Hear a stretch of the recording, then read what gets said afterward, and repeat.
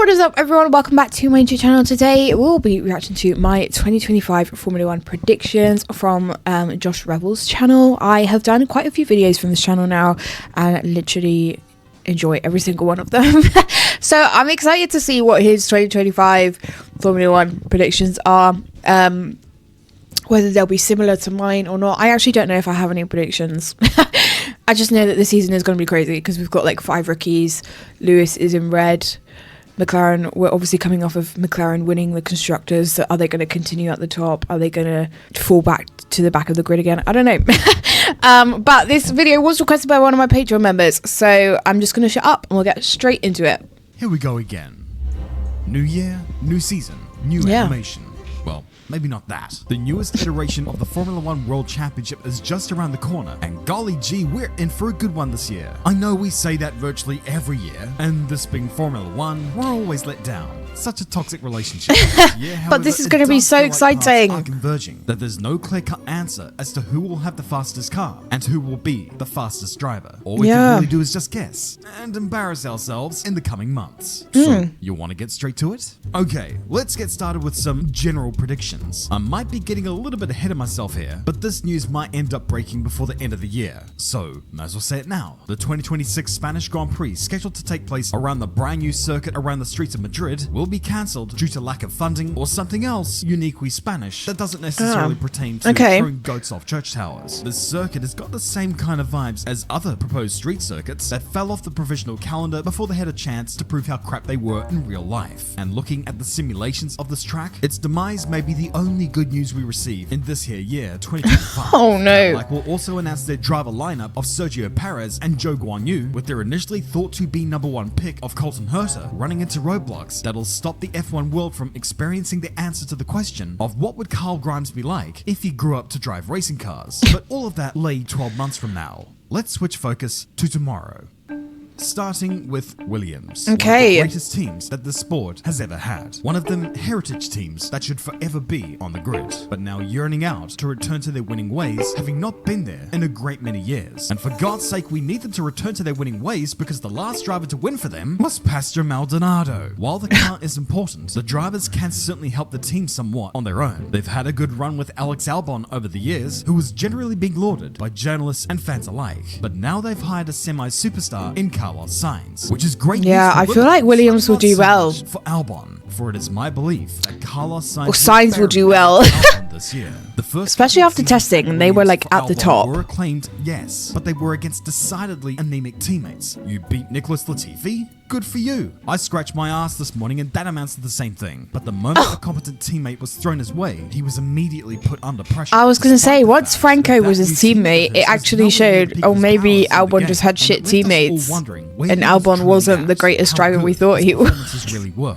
And now that's about to be no hate to Alex, I love him. For our smooth operator is as capable as they come. There's potential for even a podium for Sainz here, whereas for Albon, this year could Sainz to achieve a podium. I would love to see that. Sainz podium with Williams. I believe I said that about Gabriel Bortoleto, which, while I maintain the bureaucracies of Formula 1 may take him down, will be a damn solid driver for Sauber in what is their last year as Sauber, at least for the next given their history, let's say 5 to 6 years. I don't think they're gonna have the package to go after podiums or even a solid pot of points. No, neither do I. Hülkenberg as his teammate, we know where the benchmark is, and I got a feeling that the born-again Bernaldi will run that benchmark real close over the course of the season, which is better than can be said about the situation over at Aston Martin. Once again, that particular team will be meddling in midness, not really anywhere to be seen as the effect of Adrian. I was going to say, Fernando Alonso will be I don't think they'll as always. If a show much difference either. Aston Martin. Possibility, you could bet your bottom dollar that the Lord of the Eyebrows will be there to take it.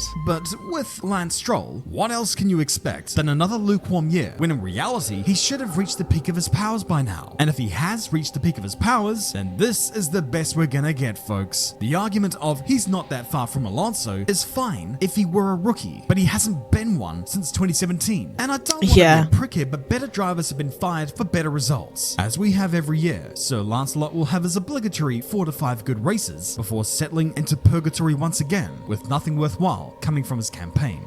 Apart Car from, itself will be inconsistent his again. First win.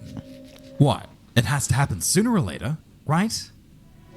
Anyways, Yeah, I don't know. from one shit show to another. I don't think Albon, I'll they see may be Stroll based in the ever UK, winning a but race. don't let Fugazi fool you, they're as French as ever. Soon after signing Jack Doohan to a contract a few months ago, it seemed almost immediately that there were questions surrounding his future. And then with news that they broke Yeah, because the bank people are just to already get saying Franco that Colapinto Franco's out of Williams' ready to contract, take never mind what they were Doohan's given seat, and within he their hasn't own even started the contract, season as well yet. as the rumored 5-race contract for Doohan. It appears that this New Zealander is as cooked as they get. Yeah. Right. You That's a lot of pressure. Cake. We'll take some of your F1 drivers. Deal? In all seriousness, you gotta feel for the guy, because no one could possibly tell you that this isn't anyway fair. The reality too is that the decision on his future would likely be made before those 5 races had lapsed, and a bigger cynic would probably tell you that the decision has already been made by now, especially given how glowingly Flavio Briatore speaks of his new Argentine commodity. And as soon as Flav sees fit, Franco Colapinto And everyone wants to see Franco on the grid, especially after I also believe will be good for a the like podium half this year season at he the had with hands of Williams. either Franco or Pierre Gasly. Perhaps the podiums will be circumstantial like they were at Interlagos 2024. Then again, if you're not a front-running team, you almost always need the racing gods to start playing hooky At on least the day. one podium Who for to the get some team. silver. Okay, that's fair. But given the team's history, you'd almost have to say that you would expect at least 1 or 2 podiums a year for them. But it doesn't seem to be quite that way at the moment. A team that does not have a podium yet is Haas. But I'm guessing that will all change this year, with that team nabbing their first one, making them 1 trophy away from actually With Ollie needing a Behrman, trophy I feel like cap. he'll do well at There's Haas. Not much else I can really say for that cap. I'm excited to see him at Haas. All new driver lineup of Esteban Ocon and Ollie the Bear Behrman to be a prosperous one at that, and that their car will propel them just a little bit further up the pecking order, which is the effect of having a team principal who is not a complete one-hit wonder, who destroyed a NASCAR team and thrives over a swear word and a smashed door. I guess I may as well stop beating around the bush here. The best thing that Gene Haas has ever done is getting rid of Gunther Steiner. And there's me banned from all of his poetry slams. Anyways, over at Racing Balls, or whoever the hell Minardi call themselves this year, they retained Yuki Tsunoda, who remains in midfield purgatory while he tries to find an escape chute out of this hell that he's trapped in. His stocks have been high after warding off attacks from Nick De Vries, Daniel Ricciardo, and Liam Lawson, and you would expect that form of beating his teammates to continue on into this year, but I'm guessing it won't. I'm guessing that he will be vanquished this year by the incoming. Yeah, that would be really Isaac sad Hasser. He has for shown speed Yuki over the last few years if, on the like, pathway to this Formula rookie 1 comes in because and of the starts reflexes of beating a him. Jedi. And while I don't think he's $1 million and there are some things to improve on, he gives airs of a young Pierre Gasly back in 2018, where some standout performances could put him at the front of the queue for a drive at the main Red Bull team. Oh yeah, those guys. Red Bull has been a dominant here we team go. for the past 4 seasons. So Guys, I have to be makes it honest. watchable. Okay, I'm going to pause it a minute so I can actually give you my opinions, give you my thoughts. I have to be honest, putting Liam Lawson in a Red Bull, I could be completely wrong here. I mean, Australia is this weekend. It's Thursday right now. Australia is on Sunday. Who knows what's going to happen? Nobody knows, right? But how I'm feeling about the current Red Bull situation at the moment, yes, we know that Max is great. I'm sure he's going to win multiple races. He'll probably end up being champion again this year, blah, blah, blah, blah, blah. I'm not sure if putting Liam Lawson in a Red Bull was the right move. I have to be honest. I don't know. When I was watching his performance, when he was like filling in for other drivers, when he like filled in for Danny in 23 because he like broke his wrist, and then in 24 when they got rid of Danny and they put Liam in the AlphaTauri, whatever the team is called now. He did have some good races, but half the time he didn't stand out to me. And the car was at the back of the grid. Yes, the car was like really bad last season. But he just didn't stand out to me. And I don't know whether that's just a me thing. Like, I had no hate against Liam, and I really hope he does well. Because it was really exciting to see him like in AlphaTauri and have his go in an F1 car. But I don't know if putting Liam Lawson in a Red Bull was the right move. At the moment, to me, it's giving when they put Alex Albon in the Red Bull, or when they put Pierre Gasly in the Red Bull, and then they kick them out a few races later. That's what it's feeling like to me at the moment. I don't know if it was the right move. I could be completely wrong, and he could like soar through the pack and like do so well. But that's how that current situation feels to me at the moment. I just feel like give it a few races, and Red Bull will be like, that was the wrong decision, and then kick somebody else out of Red Bull. I don't know. That's just how I'm feeling at the moment about it. Hence, that they will finish the year third in the constructors' standings. Of course, that was last year. This year, however, I'm guessing the regression will be a little more so. I'm guessing they're going to win about 2 to 3 races over the course of the season. Which Wow. sounds asinine considering where they've been and who Yeah, they've got in only the 2 to car. I 3. mean, there's just no way that you could write off Max Verstappen, right? Yeah. Well, no, you can't. Oh. But if you don't have the car underneath you, I don't care who you are. Your ass ain't even winning a participation medal. But perhaps Yeah, the that's biggest fair. question to come out of that team is with regards to Max's newest teammate, Liam Lawson, who over the course This of is what I'm appears to have saying. transformed into Jensen Button. Prospects for him don't look great. He ain't got much experience and he's gonna go head to head with the Flying Dutchman. It almost seems as if he's been set up for failure. But that's the thing. There is so little expectation around him Yeah, that especially no one if he's expects going to him be like achieve at the front of anything the grid beyond with like the hanging on to Ferraris and the Max's McLarens, and you haven't got much experience in a Red Bull. Tell you that Turn 1 just ain't going to be great. Okay, I'm not looking forward to those like first Max turns. a hell of a lot closer Incidents. than any of his previous few teammates, put it on the front row for the Melbourne Grand Prix, or possibly take a win at some point this season. Have I now flipped the switch? Lawson will win Am a I now race. expecting Okay. Too much of this lad? Or is 3 to this 4 that wins whole shared between both patriotism drivers. coming to the floor again? But when it comes to expectations, holy crap. Nothing comes close to these guys.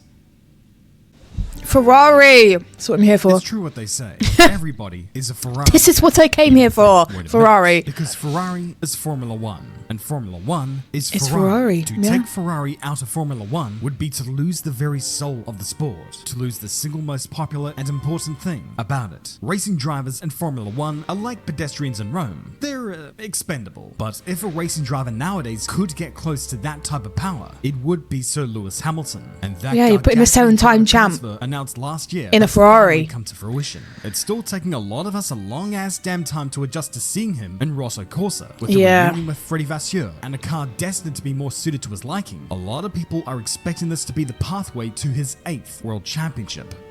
I hope so. Oh, Let me okay. explain myself.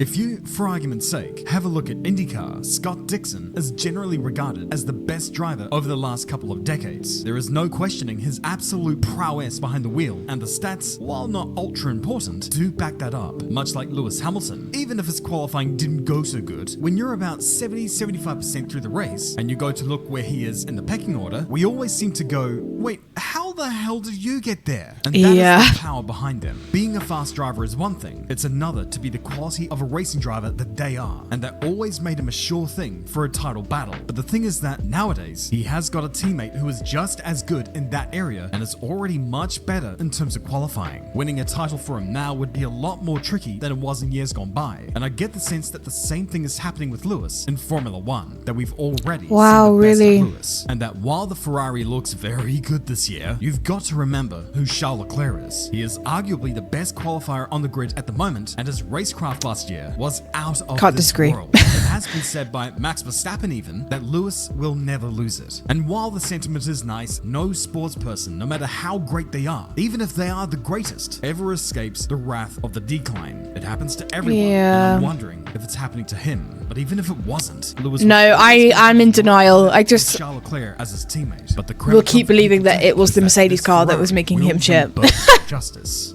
So, 2 teams left. I hope What Lewis have we does got? well at Ferrari. I hope he gets a couple of Let's wins. start off with Mercedes. Ever since these new regulations Imagine have Lewis come winning into a- effect, in a we've seen Ferrari this at team rot Silverstone. from the inside out, with patches and times where they Absolute dribble along scenes. and struggle to avoid being lapped by the newly crowned evil empire at Red Bull. Toward the end of 2024, however, things started to shift. The Mercedes, while not being nearly as potent as the common frontrunners, seemed a lot more competent, and George Russell was qualifying up the front a lot more often. Yeah, he may look actually like the was. president of a croquet club, or the captain of both debate teams in a private school, or even the nepotism hire in a Rolls-Royce dealership, but he's a lot more battle-hardened heading into this year. Merc are on the right trajectory, and with qualifying and race starts being a particular strong point, this is going to be George Russell's best chance yet at proving that he might be good at driving a racing car. But perhaps the biggest enigma to come out of that camp this year will be his Is new Kimi teammate, Antonelli. Andrea Kimi Antonelli. It's been a long ass time since a rookie has been given a gig at a top team on their Formula One debut.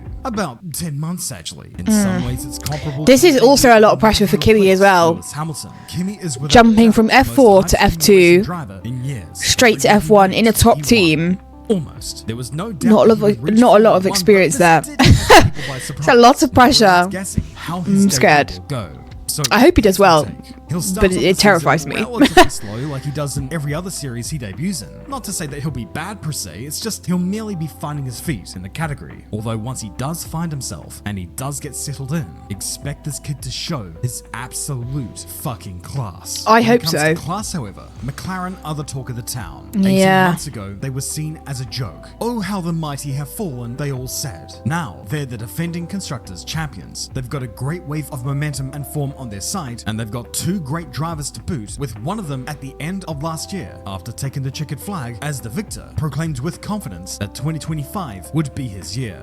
Here's the thing. While, yes, I am confident that they will certainly be title contenders again, Lando Norris need only look back on the history of Formula 1 to remind himself that sometimes you might only get one great shot at becoming a champion. Seldom do they come around for I both. just knew that was coming. You've got to take your chances. Take Jacques Villeneuve, for example. He won his last race in Formula 1 before he won his only Formula 1 World Championship, and that happened in only his second year of Formula 1. He never did diddly after that day in Jerez. Last year was a big missed opportunity. Anyone denying that is just kidding.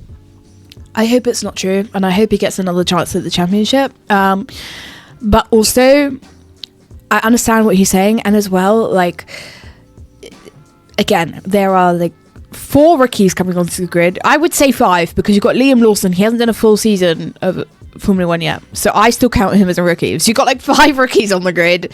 Lewis in red. McLaren are trying to defend their Constructors' Championship. Red Bull are trying to sort their car out. Like, but I just think it's going to be pure chaos, and I don't know. None of us know what's going to happen, which I also think is the beauty of this 2025 season.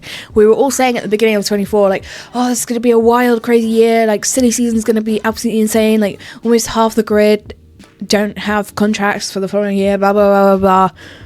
But actually going into 25 now, I'm like, shit, like, now we have like 5 rookies on the grid. Lewis is at Ferrari. Sainz at Williams as well. Can't forget that, because I feel like that he's going to be like a dark horse. I feel like he's actually going to do really well at Williams, especially after testing at Williams are at the top. I just see him doing quite well there. So I don't know. As much as I want to sit here and name my favourite to win the championship, which I don't even have one, but a load of people are saying that, oh, Lando's the favourite to win the championship, blah, blah, blah, blah. I can't even sit here and back that. As much as I love Lando, like, and he's on my wall, like, I can't even sit here and be like, yeah, that's going to happen, because so much is going to happen this season. You just don't know who to choose, where it's going to go. So as much as I want to sit here and give predictions, I have no idea where the season's going to go, and I just feel like that is really beautiful.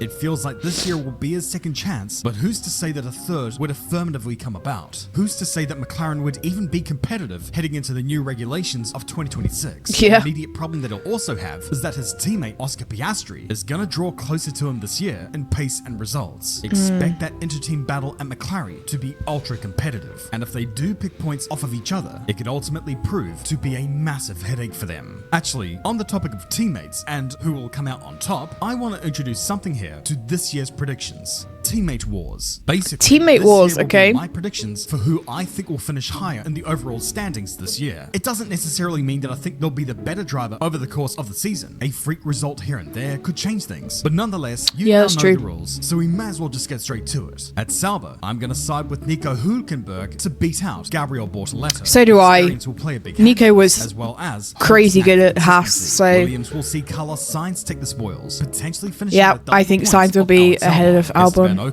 Ocon will win out at Haas for the same reasons why I think Holt would win out at Sauber. Aston Martin. Oh, I would have said Next, Behrman. over at Racing Bulls, Okay. Isaac Hadjar Alonso, will break obviously. the trend and beat Yuki Tsunoda in the overall Yeah, standings. I see that At happening. Alpine, Pierre Gasly will take the spoils with his momentum right now. Yeah, because I feel like Dune Dune will get kicked out for Franco. Verstappen will finish ahead of Liam Lawson at Red Bull. Shocking. Yeah. Charles Leclerc will win the war at Maranello. George Russell Really? will beat Kimi I don't Antonelli know. over at Brackley, and Lando Norris will come out on top at Woking. Okay, enough easy shit. Let's talk about the champions. We're going to include the whole F1 ladder here. Right Wow, from okay. F1 Academy. I really can't see this going any other way than Dorian Pan this year. I know I said that last year, but Yeah. this year will be different. Surely.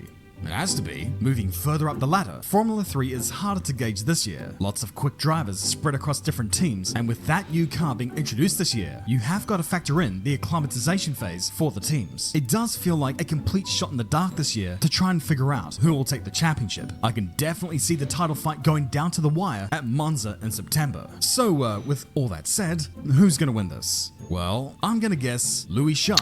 I was literally about to say Louis Sharp. Got a problem with me selecting a British driver? Sharp has Oh my had God. a great run of form over the I last saw. couple of years. Wait. I remembered his first name. I was like, Louis. What's his last name? And I was gonna say it.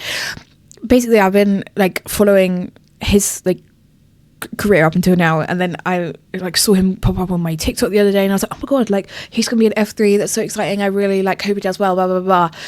So I was really surprised there that he actually said Louis Sharp, but yeah, that's who I'll be rooting for in F3 as well. So. Can't disagree there. Him winning the GB3 championship. Running under the same flag as his team may kind of help, but his teammates in Roman Belinsky and Callum Poison will certainly challenge him. But it does feel like a year where someone flying slightly under the radar will be the victor at the end of the year. I've bitched enough about this series, so I may as well put the curse on Victor Martin right now and proclaim him to be the 2025 Formula 2 champion. Ever since he debuted, he had shown tremendous potential and speed. Just total garbage luck and car speed conspired against him in his entire run thus far, but given he's only just been dropped by the Alpine F1 Academy, it seems that Murphy's Law would find this to be a great time for him to remind everyone that he's pretty good at driving racing have cars. a redemption arc. Now, the big ones. Now, I was going to run with McLaren this year, but admittedly, after watching a good couple of hours of testing, I chickened out, and now we'll be backing Ferrari for the title. But as for the Formula 1 World Drivers' Champion, I got chills. I don't know. We're all here for the one that, truthfully, we all care about. The driver who I guess will take the spoils in 2025 will be George Russell. Why do I think this? Does it matter? It's just a guessing game. Did you say the way my jaw dropped? George! Okay. From Mercedes, as well as a couple of superstitious reasonings sprinkled with a top of Fair. vibes. And part of the I mean, equation I of wouldn't have guessing the seen world that coming, champion but is that unlike previous years, I do not see this thing being decided before that final round at Abu Dhabi. I see this thing going down to the wire, and maybe not just between two drivers. See, there is a feeling going around that this season will be one for the ages, rounding off this era of regulations with a bang. And even if it doesn't happen, if by the end of the year, Mohammed bin Sulayem has been voted out as president of the FIA, well then, we're all winners then, aren't we? Yeah. 10 months from now, when the checkered flag falls on the Yas Marina circuit and the fireworks signal the end of the 75th running of the most lopsided world championship in sporting history, feel free to look back on these predictions and exclaim, he really has no fucking clue. I was just deeping that. Imagine if George won the Drivers' Championship, right? And it's like the first year that Lewis goes to Ferrari. That's such a big like reputation era from George there. He's like, I don't care if you've gone to Ferrari. I'm going to win the championship with Mercedes and blah, blah, blah. That would actually be insane if that happens. But I can't disagree with most of it. There was some predictions where I was like, I don't know how I feel about that. But most of them I did agree with. The one about teammate wars, most of them I did agree with, but the Haas one, I feel like Behrman might come out on top of Ocon, but that's just my opinion there. Just because we saw him in a Ferrari, he did really well. He obviously was with Haas a couple of times last year as well, so I don't know. But all the other teammate wars I did agree with, apart from Ferrari as well. He said Charles Leclerc will come out on top. I actually can't even give you a prediction for that, so I guess I can't disagree with that, but because I wouldn't say, oh no, Lewis is going to come out on top, because I have no idea. Constructors, I don't think it will be Red Bull. I think it will probably be I think it will probably be between McLaren and Ferrari. I don't think it will be anyone else. It will be between those two. Which one out of those two? No idea. Drivers' Championship, I don't know. There's like 4 drivers that spring to mind that might get the championship to me. But I can't give you one specific answer. Like, I feel like it will either be Max, safe bet there. Charles Leclerc. I say that every year. I go, this is our year. Hopefully it is. Now that they've got Lewis in the team, maybe they've like really upped their car and it will be great and Charles Leclerc will win the championship. Lewis will get his 8th, maybe. Lando. And it's actually 5. The other person I was going to put up there was Oscar. I feel like, I mean, we saw that he was like doing really well last year. I feel like given the opportunity, he could get a championship. Whether that's this year, next year, I don't know. Who knows what's going to happen next year with the new regulations. But yeah, those are my 5 that I'm like, okay, I've definitely picked them out. I don't think it will be any other team. So when he said George, I was like, really? But that was a really good video. It did get my brain working. So thank you to my Patreon members for requesting this video. And with that being said, if you have any other videos that you'd like me to react to, drop me in the comments. I'm working my way through everybody's suggestions at the moment. If you did want to check out any of my other socials or become a Patreon member and get early access to videos like this or top prize over your suggestions, then you can do all of that down below. But I hope you enjoyed today's reaction and I will catch you next time for the next one. Bye!